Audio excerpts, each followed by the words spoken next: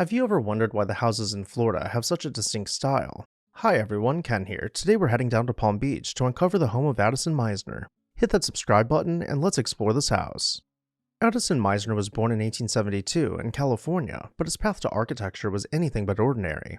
As a young man, he traveled widely, from the courts of Central America, where his diplomat father was posted, to the goldfields of Yukon, absorbing art, adventure, and a love for old world architecture. Though he never completed formal college studies, Meisner apprenticed under a San Francisco architect and proved to be a talented draftsman and watercolor artist. By 1904, he had relocated to New York, where he spent several years designing lavish interiors and even the decor of private yachts for wealthy clients before getting opportunities to design entire homes. Meisner's big break came when a friend, Paris Singer, heir to the Singer sewing fortune, invited him to Palm Beach in 1918 to recover from ill health. At the time, Gilded Age millionaires wintering in Palm Beach were living in wooden houses ill-suited to the tropical climate. Meisner saw an opportunity. Drawing on the Spanish colonial architecture he had admired in Guatemala and other warm climates, he designed a new kind of Florida architecture, one with thick stucco walls, shady loggias, clay barrel tile roofs, and breezy patios that embraced the outdoors. His philosophy was that an architecture designed not just the building's shell, but also its interiors and gardens, creating a unified style throughout. His first major commission was the Everglades Club, a private social club and hospital for wounded World War I veterans, which opened in 1919. The Everglades Club was a revelation, a gorgeous pink stucco palace with Moorish towers, arcades, wrought iron balconies, and lush courtyards. Its exotic grandeur stunned Palm Beach high society. The Everglades Club's success made Meisner the most sought-after architect among America's elite in the 1920s, and over the next few years, he was flooded with commissions to design extravagant winter homes for wealthy financiers, socialites, and tycoons. From 1919 to 1924 alone, Meisner designed roughly 38 lavish residences in Palm Beach, effectively remaking the town's architectural character. By 1925, it was firmly established as the premier resort community in the United States, thanks in large part to Meisner's distinctive designs. Amid a string of triumphs, Addison Meisner created a masterpiece for himself, Villa Meisner, his own home and studio in Palm Beach. Rather than an isolated mansion, Meisner integrated his residence into a charming shopping lane he designed just off Worth Avenue, known as Via Meisner. In 1923, fresh off the Everglades Club's success across the street, Meisner set about turning a slice of Palm Beach into a European-type village of courtyards and arcades inspired by Old Spain. He built a cluster of Mediterranean Revival structures with white stucco walls, barrel tile roofs, wrought iron balconies, and quaint plazas. The meandering Via Meisner walkway connected the bustling Worth Avenue to a quieter back street, inviting shoppers to stroll through its shaded passages and flower-filled patios. It was an early, open-air shopping concept, long before malls were a thing, and it quickly became part of Palm Beach's unique charm. At the heart of Via Meisner was Meisner's own residence, an eccentric 5-story tower at 1 Via Meisner, proudly dubbed Villa Meisner. Completed in 1924, this tower-like home was the architect's personal sandbox where he could bring his wildest ideas to life. In cohesive unity with Via Meisner, Villa Meisner included large arcades and loggias. You'll find the entry loggia, following the red Spanish tile floors below a barrel-vaulted ceiling as we look through the windows to see the patio. In a sense, the patio, or courtyard, was the first interior space guests would encounter. Going back into the entrance loggia, we'll take the door at the very end this time. This brings us to the drawing room, which like much of the house, evoked a Spanish colonial hall with its grand scale, pecky cypress wood ceilings, and stone fireplaces. Of special note, the windows incorporate Gothic tracery in their stone surrounds, and the glass itself bears slight tints of green, pink, and yellow, allowing the room to take on completely different appearances as the sun passes by. Let's scan the room until we find a large wooden door embraced by multicolored Spanish tile.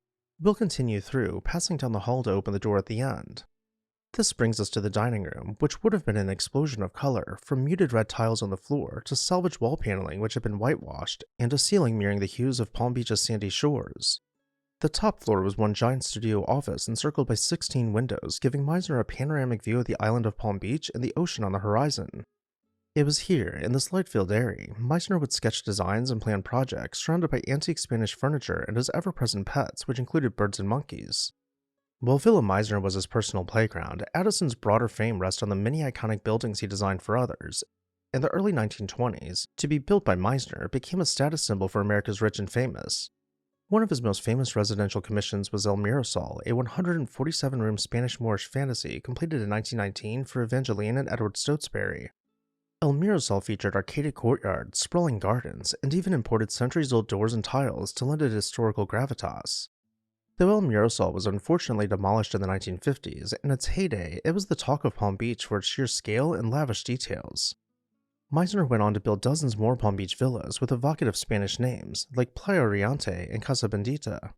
Each home was unique, but all shared Meisner's signature touches: sun-dappled courtyards, trickling fountains, intricate wrought iron railings, and a deliberate patina of age that Meisner often applied to make a new mansion feel like an antique Spanish villa that had stood for centuries.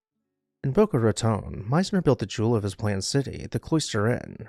The Cloister Inn was a deluxe hotel designed to look like a sprawling Spanish convent, with pink walls, red tile roofs, cloistered walkways, and lush tropical gardens. It embodied Meisner's ideal of harmony with the Florida climate: open-air loges for catching breezes, picturesque courts, and every modern luxury wrapped in old-world charm. Meisner's architectural impact extended beyond individual buildings. He essentially invented the South Florida architectural vernacular that persists today. He established Meisner Industries, which produced everything from roof tiles and cast stone columns to carved furniture and pottery, allowing him to outfit his projects with custom, handcrafted elements. The result was an architectural legacy so distinctive that one can still drive through Palm Beach, Boca Raton, or Coral Gables today and instantly recognize Meisner's influence in the pink-hued villas and Mediterranean shopping plazas. By the mid-1920s, Addison Meisner was at the pinnacle of fame, heralded in society pages, courted by financiers, and busier than ever. However, the frenetic Florida land boom of the 1920s that fueled his success also led to his downfall. He poured all his energy and much of his capital into the Boca Raton development venture. Planning was not Meisner's strong suit. He was an artistic visionary, but admittedly dismal with budgets and business strategy.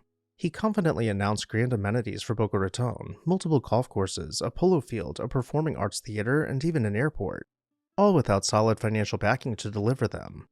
Meisner assembled an impressive roster of wealthy investors and connections. Early land sales in Boca were brisk, as buyers clamored to be part of Meisner's enchanted city, yet behind the scenes, costs were spiraling and the flow of money was nowhere near enough to fulfill his extravagant promises. Signs of trouble emerged by late 1925. Some prominent backers resigned when they realized Meisner's project lacked reasonable and competent management, and they feared being personally liable.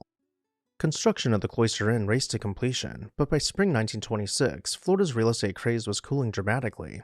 In Boca, lot sales ground to a halt, and many buyers defaulted on payments.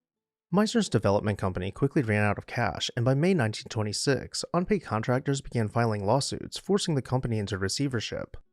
That July, Meisner was ousted from control of the enterprise, and by September 1926, the company was bankrupt. By the early 1930s, Meisner's health was failing, and he relied on the kindness of friends to make ends meet. Ever the optimist, he kept busy with small design projects and began penning memoirs of his adventurous life.